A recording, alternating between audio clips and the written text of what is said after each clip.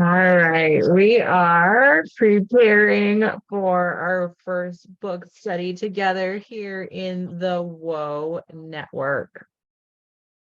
So this group is particularly for women, for professional women, for women who lead. In the Whoa Network, we put the whoa into whatever we do, and we want to highlight the whoa of our women who are in this group. So I'm Izzy Nally. I am one of the co-founders, and I wanted to begin offering a book study for you all, whether you've read the book or at least we can expose you to some really great books and some really great concepts. Now, this book study is not like your typical book study. We want to really talk about the concepts that are being brought to the surface within these books and not necessarily go around and say what our favorite quote was. Yes, we want to do that too if you have one. But we really want to dive in and see how we can put this into application and how we can really think about this. So, again, you don't have to have read the book necessarily in order to participate in this. Now, I am on Zoom, so you all are more than welcome to join me in Zoom. If you click on the link in the group to the event, you will find the Zoom link. If you're watching the replay, say hi. Like comment and let us know. So you don't necessarily have to watch this in real time, but I would love to have this conversation with you. So I'm going to be asking some questions throughout this presentation and this chat and this book study. And I really want you to answer them, whether you're live with me or you are watching that replay. Type them in the chat below this live video or below the recording. And if you can join, feel free to jump in at any time for those that are watching live. All right. So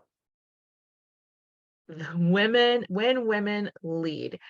This book is very well put together. I would say the beginning part of it, it wasn't necessarily an easy read because there are a lot of statistics in it. So I'm going to present some of these top tier statistics that you really need to know. And then let's dive into the meat of the book and really start to have those important, crucial conversations on women in leadership. All right, so the core areas of this book that we are going to cover is breaking that glass ceiling, the female leadership advantage, navigating the double blind, the work-life balance, of course, the power of networks, and the future of women in leadership as well. All right, so as we're getting started, again, say hi in the comments. I want to see you. I want to hear you. I want to spend some time with you. We are going to be doing more book studies. And if you would like to lead a book study, this is completely free and open to everyone within this group. So if anyone would like to lead a book study, please let me know. We do have the book study set for this next month, which I encourage you to check out. And if you have a favorite book that you've already read, or maybe it's a book that you want to read, and you can do this and we'll help you with that as well. I don't want to lead all of them. I feel like I'm good at this, but I also want to highlight what you all are good at and really show off who you are. So the more active you are in the WOW network and within the group, the more people will know about you and you can practice your leadership as well. All right.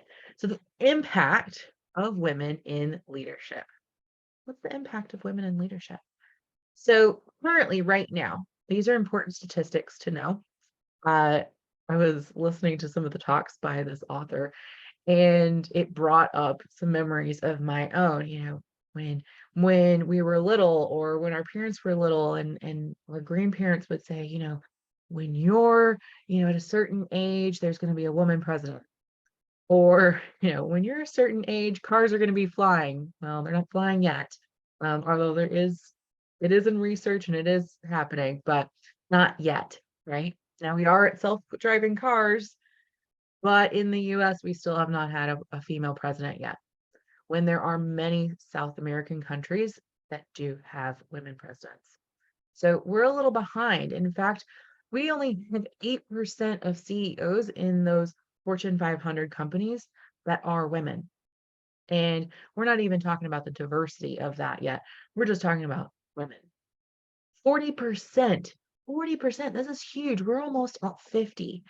40% of all businesses in the US are owned by a woman. That's huge.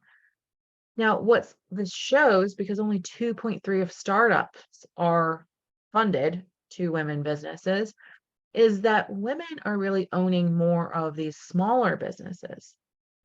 And I have some thoughts on this, and I'd love to hear what your thoughts are too. But I personally believe that we are just not being groomed for these roles. We are also not being taught how to think bigger.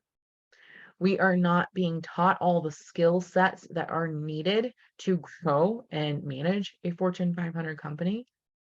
A lot of times we are being taught and led and fed to be in these more HR roles. Not to say there's anything wrong with it, but we are put in these roles that are, they can be leadership roles as well, but they are more of the worker, that we're always working for someone else. And I think that's why we're seeing such a rise in women business ownership. And we've seen more explode in COVID, and post COVID as well, because so many women are saying, I want that creativity. I want the flexibility. I want to be my own boss. And I have the capability to do it. But as a business coach, I will tell you one of the things that I see with a lot of women is we don't necessarily know how to, again, think bigger in this form of I'm going to take charge and I'm going to delegate and I'm just going to run it. There's also a lot more fear within sales and fear of people pleasing or fear of lack of people pleasing and a fear of, the opposite of that is people not liking us, fear of being judged. So we're going to dive into some of that a little bit more. All right. So if you're just joining us, say hi in the comments. If you're watching the replay, let us know you're watching the replay. Now, if you are a woman business owner, please type below me. I'm a woman business owner, and tell us what industry you're in. I'm also curious, do you have employees? And have you received any loans, grants, funds for your business? Or have you are just like, hey, I'm a woman, I can make this happen. I don't even need the money. Like, I'm going to make it happen regardless. Right. Or maybe some of us are going, I don't know how to do that. Maybe we're thinking like, I wouldn't even know how to pitch and try to get funds for my business. Because maybe you're thinking, I don't need them. I just need more customers. So let's have some of those conversations because too, that lets us know what knowledge that you need so that we can provide more of that within our WOW network. We need more WOW. Let's bring some WOW. Okay. All right. So let's talk about breaking the glass ceiling. And I have a question here on the screen. So hopefully you see that question. I'll read it in a moment if you don't see it. I want us to really have some conversation and have some dialogue. Yeah, I was actually in hosting a training this morning, and we were doing it for a very large organization. And how we come to solutions is by providing some knowledge and then talking about it, having the discussions, and seeing how we can get to a solution that is going to work for everyone. And we cannot take action on something that we haven't thought about and we haven't really ironed out. So these discussions are huge. And we're going to be doing more of those types of things within this group, in person and virtually, having panels, having roundtables, having discussions, because that's the first step to creating change. And we can definitely see by some of those numbers that there is more opportunities that need to be available. All right. So when women succeed, when women succeed, They inspire the future. So it's amazing what happens when women have money. We give back. We help take care of those who are in need. We tend to have a lot more compassionate activities, not saying that men don't, but when women have money, we tend to do really great things. So then why is it that we limit ourselves from having money? I think a lot of that is our upbringing, and a lot of it is what we're told about money. It wasn't until the 70s, I think it was even later than that, like maybe mid 70s, that a woman couldn't have a bank account without a man signing off on it, whether it was her brother, her husband, her father, because women were thought to not be responsible with money, that women could only handle a little bit of spending money, but men were to handle all of that. So there's a lot of unlearning that we need to do as women. And by doing that, we also need to, not only purge what we've been taught and what's been passed down to us, things that we might have just witnessed and not even been told. Those same learnings as was through our grandmother to our mother and to us. But we also need to search and find the knowledge that we need, and that can be hard sometimes. That can be hard when you don't know what you don't know.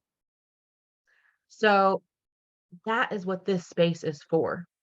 As soon as we can start asking these questions and start thinking and going, oh, well, maybe that's what I need more of. Maybe that's a problem. Is there a solution? Is there something already out there?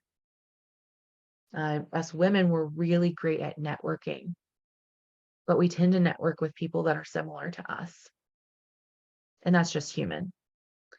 And when we network with people similar to us, then we stay in with people that know what we know.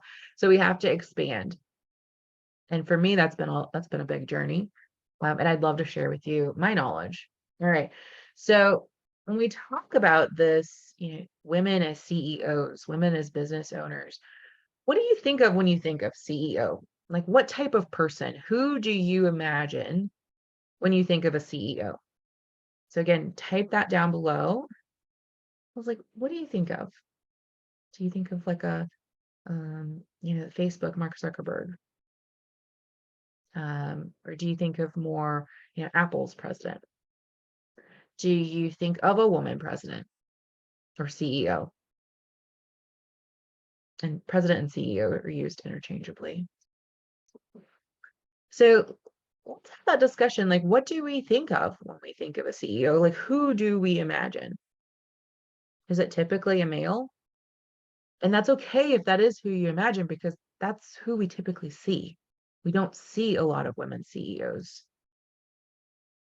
Um, and then when we do, it might be on TV, and TV is not necessarily reality, right? Like, they don't always choose to represent a real life woman. All right, so embrace your unique strengths. And that's what we're really talking about throughout this entire discussion is how can we embrace our strengths, allow ourselves to be authentic, allow ourselves to welcome our diversity, and together make progress, right? Like, we know within the corporate world that a diverse team allows us to solve problems faster. However, knowing something and doing something is two different things because we have a conscious mind and a subconscious mind. So if we really want to transform the world, it's not going to be by conforming and trying to be what everyone thinks or be what we think everyone wants us to be. It's not going to be by fitting the mold. It's going to be by all of us embracing our differences authentically. So allow yourself to be the authentic you, because when you're authentically you, you can say, these are my strengths. And sure, yeah, these are my weaknesses. But instead of being taught all the time that we need to strengthen our weaknesses, and we spend all this time ignoring our strengths because we're strengthening our weaknesses all the time. Okay, we understand our weaknesses, and yes, we want to strengthen them, but that doesn't need to be our focus. We need to work with what we got. And we need to strengthen and play to our strengths. A lot of times, it's like we're taught to just ignore what we're good at and focus on the negative. Focus on being better all the time. What if we could just embrace who we are and what we're good at? And then anything we're not good at, we can say, "Oh, you're good at that. I'm not. Okay, let's work together." So it's okay that you have weaknesses and you can learn by working with someone that their strengths are your weaknesses. And so we can stop this self-hate and self-shame and self-guilt because us women have a lot of it, right? Let go of it and say, "This is what I'm good at. And I'm going to play to my strengths." So if you're ready to start playing to your strengths, I want to see those comments. Play to my strengths. I'm ready. I'm ready to play to my strengths. Okay. All right. So let's keep moving. Let's keep trucking. So the female leadership advantage. So a common thing that I see a lot when there's a problem going on within an organization, within a company, within the corporate world, and even in the small business, not saying that that can't apply to that, but in the corporate world, the biggest problems I see is teams complaining because they're not being heard. And when they offer a suggestion, they don't feel like anyone's listening. Why? Because the human wants to be valued. The human wants to be heard. And when we're shutting that down and we are just all business, that creates a problem. In fact, companies that tend to do the best are the ones that have a mission and a purpose. The ones that are talking about something that's even bigger. And you know what? That is what I would say the majority, I don't want to put a percentage because I don't have a study to specifically represent, but I would say every woman business owner I've ever talked to and all the research that I have done is pointing to that women start businesses to really solve a problem. And it's not just a little problem, like it's a big problem. And women really love to give back. So goes back to that first quote, right? Or that first saying, like breaking that glass ceiling. Like when women have businesses, when women are empowered to have businesses, they are ready to challenge the world, to take on the world, to make some serious change. Now, change can be scary, but it can also be really beautiful, right? And so I encourage you, if you're not yet, and you're a woman business owner or you know a business owner, encourage them to find a way to have more purpose, to give back to the world. So, what is it that you give back to? Maybe it's an organization that you support. Maybe it's volunteering. Maybe it is you're on multiple boards. Guilty. So the question for this slide, the question for this section is, what do you admire most? What do you admire most about leaders in business? Now, I think it's ironic, you know, a lot of these studies will show that most role models and things of that sort within the business world tend to be men, um, or they tend to be white men or white women. But ironically, for me, my first boss outside of family businesses was actually a Black woman. And I continue to have that recurring theme in my life is that these strong role models for me were these very powerful Black women. And that was always what I saw as my leader. And I have very few role model men in my life, actually. There's been, some really great ones, but there's less of them than these powerful women I have seen. Uh, and and they're not women in my family. They are women that have came into my life and really encouraged me and supported me and we're just so uplifting and motherly and really inspired conversation. And I hope that you've had some women like that in your life as well. So I'm curious, like, who are the leaders that have been in your world? You might have not chosen them, and you might have chosen some. When we look at leadership and development books, even one of the reasons why I chose this one, it was recommended, but I love some strong, powerful books written by women because most of the books out there that are recommended within the MBA programs and within business programs are typically written by men. And I think it's because us women, we have so much doubt and so much judgment for others and for ourselves. And we compare ourselves.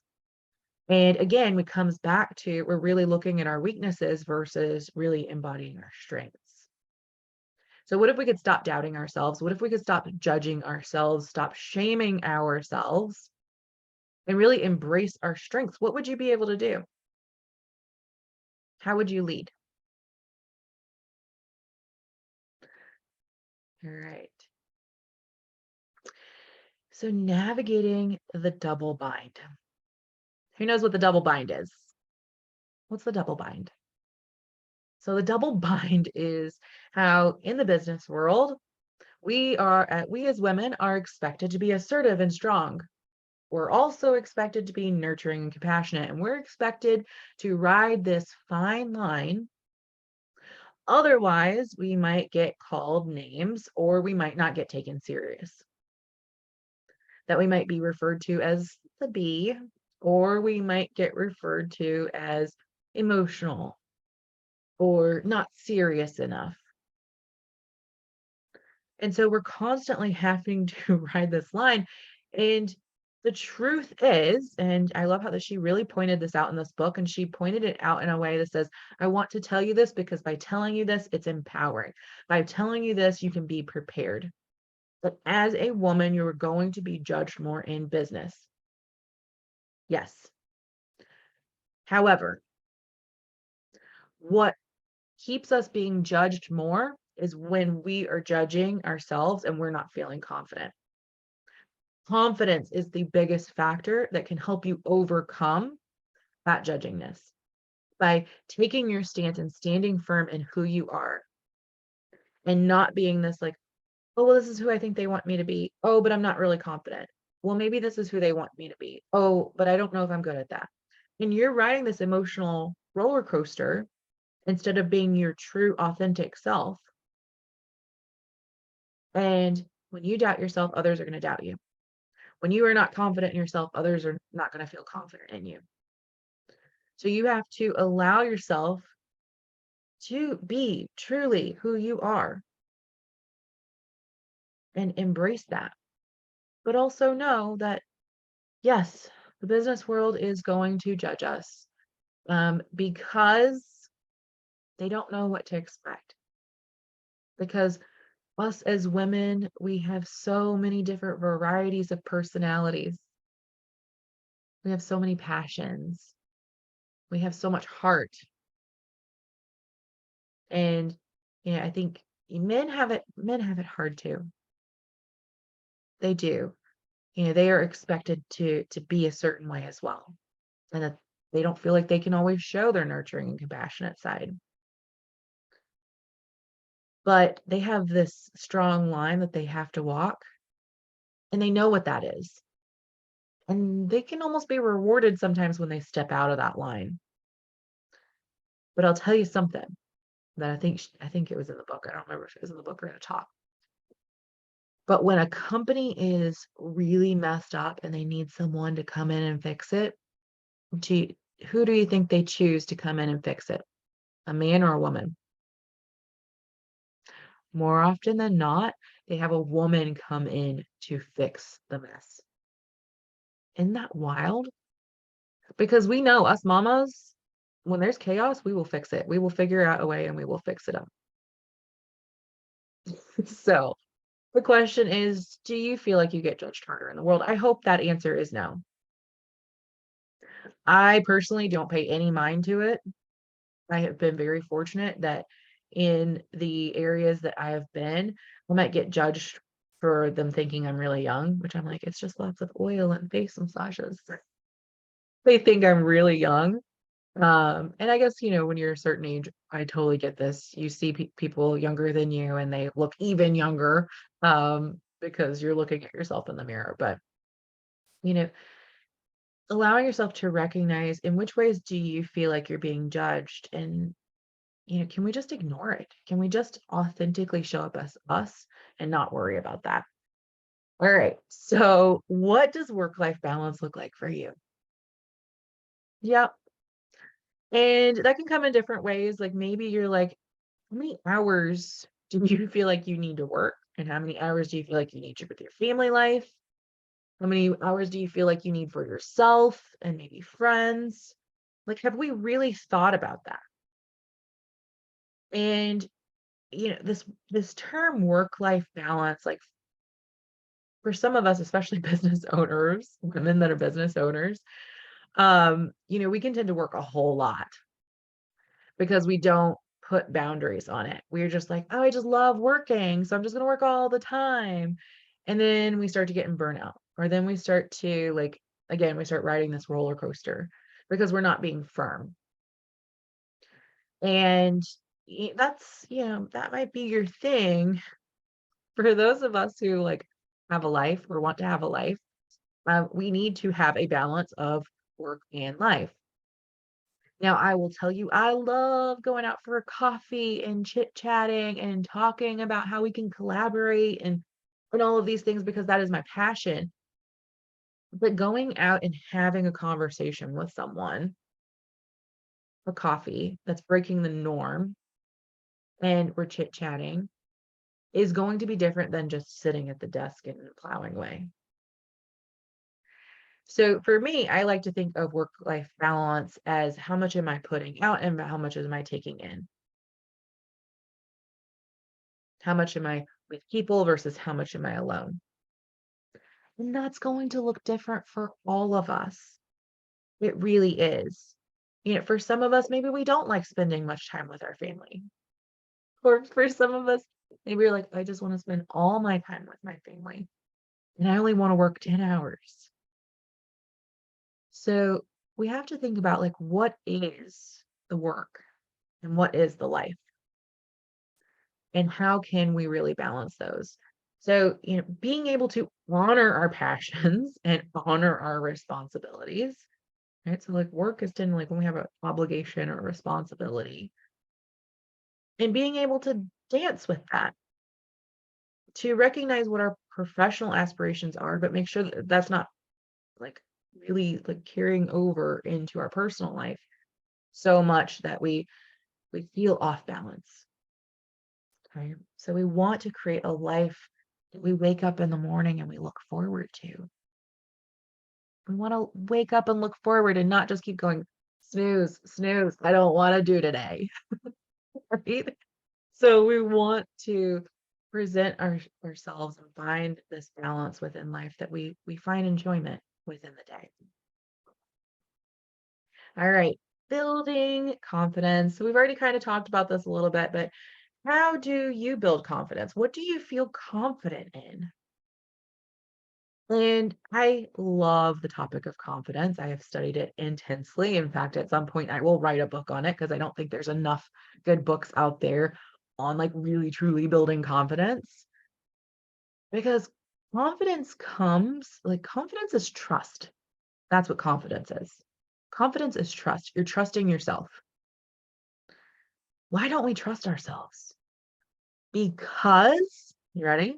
Who wants to know why we don't trust ourselves? Who wants to know how to build confidence? Right? Why don't we trust ourselves? Because we make promises. I'm like, let me get closer. Because we make promises to ourselves and we don't keep them. Because we put everyone else first and put ourselves last. Would you trust that person? We have to have a relationship with ourselves. And as we build the trust in ourselves and our ability to keep our word to ourselves and treat ourselves kindly and like perform jobs, like If I go do something I've never done before, am I going to be confident in that? No, not unless it's transferable skills. But am I confident that I'm going to try my best? Yes. I'm confident that I'm going to listen and try my best. So again, this comes back to honoring our strengths, knowing our strengths, allowing ourselves to build up and support our strengths and stop getting so darn caught up in all of our weaknesses that because yeah, if we're focused on our weaknesses and we're in a space of shame and guilt and just like not feeling good enough, are we going to feel confident? Hell no, we are not. So, okay, one, we need to play to our strengths, right? And then two, we need to start building up our relationship with ourselves. So as we practice more of what we're good at, we're going to get really, really confident in it. We're going to know what those skills are. So that self-development work is also really important. And that's going to help us feel confident. And so when we're confident, maybe we're a little more assertive. Maybe we're a little bit more clear, right? Like when we're clear, we can be more confident too. And knowing like, what are your leadership qualities? Why are you a good leader? And if you're not sure, if there's a bunch of women in this chat, like pair up with someone and let you all talk together and then point out each other's strengths and qualities, compliment each other, build each other up. Okay. So if you don't know each other yet, like meet and have a coffee chat. You can do a coffee chat on Zoom. You can do a coffee chat in person and get to know each other and then support each other. Tell each other, like, oh my gosh, you're really good at that. Do you know that that's your strength? I really see that as your strength, right? Like, I love public speaking. That's one of my strengths. Really good at teaching. I love teaching. I love breaking down complex and into something simple and into actionable steps as well. Like if I'm sitting there going, oh yeah, that sounds good. Let's just say that that's not me. I'm like, okay, that sounds good, but how? So noticing what you're good at. All right. Did you put your strengths down below? Did you see the question? So what are your strengths? And do you play to your strengths or weaknesses? There's no right or wrong answer. This is a no judgment zone. All right. So I combine these two together. So advocacy and policy change, inclusion and workplace culture. So what do you think needs to change? So that's where we start. Anytime that we want to create some change, we need to think about like why? Why does it need to change? What is the urgency of that change? Well, we know if there's more women leaders in the workplace, more likely people are to be heard. Is it that more leaders need more communication training? Is it that we need more confidence boosting? Maybe it is that we need more coffee chats and pointing out what each other's strengths are. Like, what is it that you feel like you need in order to succeed more? What is it that you think in general? Maybe it's something you just repeat something that we've already talked about. That's okay too. Like, what is it that you think really needs to change? So drop those comments. All right. So here's a really important one. And this is one of the reasons why we are doing what we do within the WOW network is networking and collaboration. This is so essential for women. So essential. This is essential for men too, but us women are really good at this. Now, we can also be really good at tearing each other down and being competitive and trying to tear someone down so that we look better and just being judgy and chatty and gossiping. And we're not talking about that part. We're talking about how we can, as I mentioned before, going, I'm really strong at this and you're really strong at that. Let's work together and get out of competition mode and say there is enough space for all of us. I was listening to a chat, it was a podcast or something the other day, and maybe I was actually listening to a real person. Anyways, it doesn't matter. So they were talking about how, there's all these potentialities for a woman to be a CEO. And a lot of women are getting caught up in this thought of like, well, there's only maybe 2 or 3 seats, so I'm going to knock these other women down so I can go get one of those seats. That is such a scarcity mindset. That is such a negative, like it almost like hurts me just to think about feeling that way, because it feels so heavy and negative and just ugh. When really, if we only have 8%, yeah, sure, we don't want to kick all the men out, but let's say there's 50% more for us to get enough space for all of us. And guess what? When there's a woman in leadership, we can also bring other women into leadership. It doesn't mean that we all need to be CEO. Maybe we're a vice president, VP. Um, maybe we're in this like, and just because there's a CMO, there's a CFO, there's a C-suite is what we refer to it. So it doesn't mean that they just have to be in CEO and CEO only. Actually, probably should look up that statistic as well, because I know there are a little bit more CFOs that are women, and CMOs that are women as well. So I'll look up that statistic and let you know too. But what's the CEO? Well, the CEO is the chief executive officer. So it's the one that's really leading the vision of the company, that's really making those really, really hard decisions that no one else can make or wants to make. And really, that's the vision holder. It's the one that's driving and putting down the big goals and creating the company culture, because it's all top down. It's the one that's supporting and navigating, the captain. And I think we've just always been so used to, you know, the man leads the family, the man does this, the man does that. When we know that it works a lot better when it's 100-100, even within a family dynamic, that both have to be fully in. I'm getting on another topic. So women, we need strong professional networks. We need spaces where we can feel safe, where we can support and encourage. Because when we get into abundant mindset, it says it's not just one or two that wins. When when some of us win, we can all help each other win, that we can all lift up and rise together. So even let's say, a third world country is rising into a first world country. Okay, everyone rises. Yes, there might be some people that are extremely impoverished, but our extremely impoverished are probably some of the wealthier ones that are in the third world.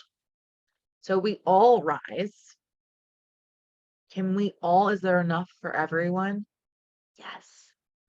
I remember hearing some crazy statistic. It was like, everyone in the US could actually fit into the state of Texas comfortably. If we all grew food and created more food forests and things of that nature, like world hunger could be abolished. But it can only be abolished if we collectively work together. And who leads that collective vision? It's the CEO, it's the president, it's the people who are in charge, it's the leadership. The leadership are the ones that can say, no. And the leadership can say, oh, yes, let's create the change. So how are you going to support and encourage and lift everyone up so that we can all rise together? So that us as women collectively can rise up and begin leading more. So that we can say, yes, we are leaders. Yes, we are professional. Yes, we work differently, but how we work can also be very beautiful. All right, we're almost there. Oh, this is the last slide. This is it. So I meant to make one more slide. So it's the future of women. So the future of women is us really looking to be in those leadership positions, as I was just saying, emphasizing that need for continued progress and fostering that inclusivity and saying that we're all equal. So that starts with us women lifting other women up and not putting any women down. Now we can put down behavior. We can lift up leadership, but we can say, like, when women do really well, like women are typically teaching the children how to spend money. Women are teaching and lifting up our children. Now, yes, dads do that too, but collectively, us women, we tend to take on a lot more. And we could definitely put some boundaries up, and that could be a whole nother teaching on just establishing the boundaries. But really looking back at saying that what we were first saying with that first slide was that when women overcome these barriers to break that glass ceiling, when we can recognize the importance of representing more women and more diversity in leadership positions, that we can inspire and empower future generations for women leaders. So we now are the ones that are saying, like, what we're doing now and what all the women have done in the past has not been in vain by any means. But what we're doing right now is huge. We've at least now had, a woman vice president, and we've had a woman run for president.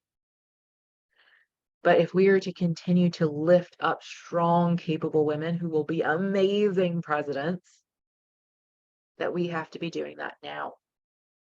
That we have to continue to lift up and support these women business owners.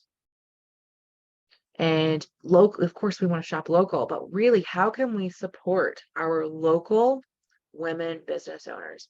How can we really support and collectively lift each other up? How can we collaborate together to support each other? How can we highlight all of the amazing things that we've done, that we do, and what we're capable of? And we'll be doing more of that here within the WOW network. So I hope you enjoyed today, our book study together of When Women Lead. I want to hear your thoughts. Maybe we can pull together a little chat and we can sit and really talk about this, because the world can get better, but it can only get better when we band together. I remember reading several years back, I was putting some stuff together for a yoga class, and the lesson was, why is it that so many like negative people can band together and do really negative things? Yet there's all these positive people that are sitting here.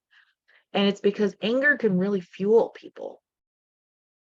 And us people that are really positive typically aren't working out of anger, we're working out of love.